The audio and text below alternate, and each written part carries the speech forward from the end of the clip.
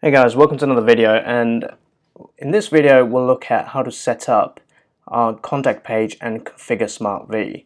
So in the last video what we did, we set up, we designed a layout for our case information to be pulled through from our case object. So these were the fields, and we we designed them in our forms, but I haven't configured the Salesforce integration yet, which I will do at some point in the next couple of videos. But for this video, what we're going to do is we're going to set up our SmartV and our contact page. And the reason why this is important, because every information that's related to the contact will be pulled through using the SmartV. And SmartV is our login. So I'm going to show you how to do that right now. Let's get started. So back in our form, we'll go back to our not our home page, but our contact page. So this is what we're going to use. Let's get rid of this, and we'll make this a little bit bigger. Let's say the height will be 1000. Perfect. And then we'll go back in here and copy these components. Just paste them in here. Cool, they're good to go. And now what we'll do is we'll go ahead and create our fields, and our fields are going to be first name, last name, email, and mobile. So we'll say full name. Actually no, let's get rid of that, and we'll go with text box.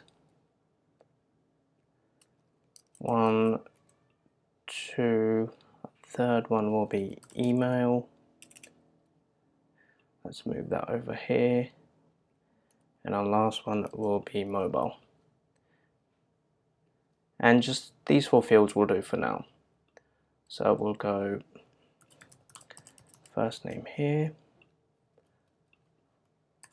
last name here, and a mobile here. And this is just the beauty of page break, that you can have multiple pages showing different kind of information. And what I'll do is I'll add a little label here and say contact information. Should get rid of this. There you go. And we'll call this contact information. And then the last thing we'll do is we'll add a button. And let's style it a little bit. Background can be black and the font can be white. There you go. So that's that done. And now what we'll do is we'll put a SmartV, which is going to be our login. And to do that, you need the elements, click SmartV and drag that onto your layout. You're ready to now configure it. We're going to choose contact because that's where we're going to apply a SmartV.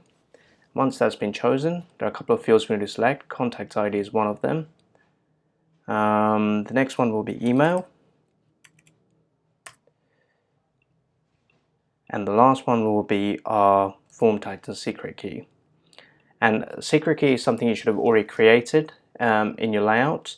And this will can just be a normal text field or a number field, and it will keep the two-factor authentication code in here every time it's generated. So it's not just once, but every time you try to log into your form using the SmartV, a new code will be generated and populated into the contacts layout or record.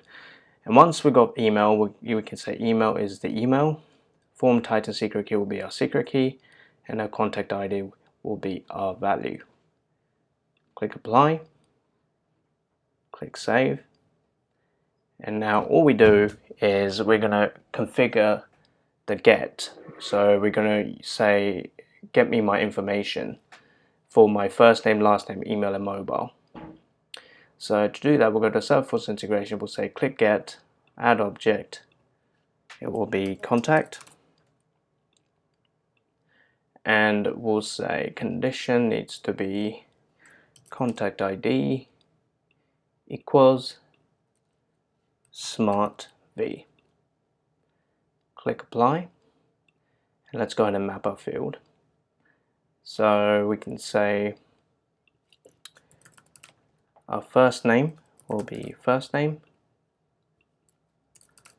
last name will be last name, email will be email, and our mobile will be mobile.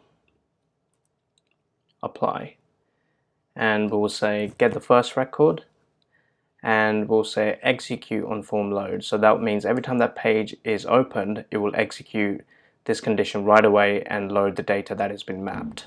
So let's click apply. Dynamic condition. Yeah, actually we don't want to use execute on load. It will execute it anyway, so it doesn't really matter. Anyway, we got that.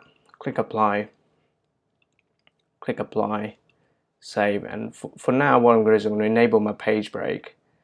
So we'll say form, show all options, and then see, let's go back, and then we'll just untick it. So this is available for now, and what I'll do is I'll show you guys what we've done so far. So in our portal now I have to log in, and I've already got Joe Blog set up with my login details, so I'm just going to pop that email in, and now it's going to send me a two-factor authentication code. There it is, 66066. 66066. And nothing else so far, but if I go next, and next again, there you go, my information is there.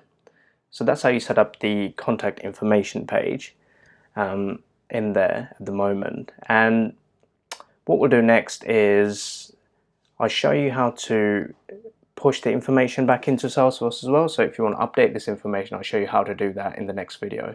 So be sure to check out the next video. We'll continue focusing on our contact page, and I'll show you how I showed you how to get the information. Now I'm going to show you how to push the information if the user wants to update it in their portal.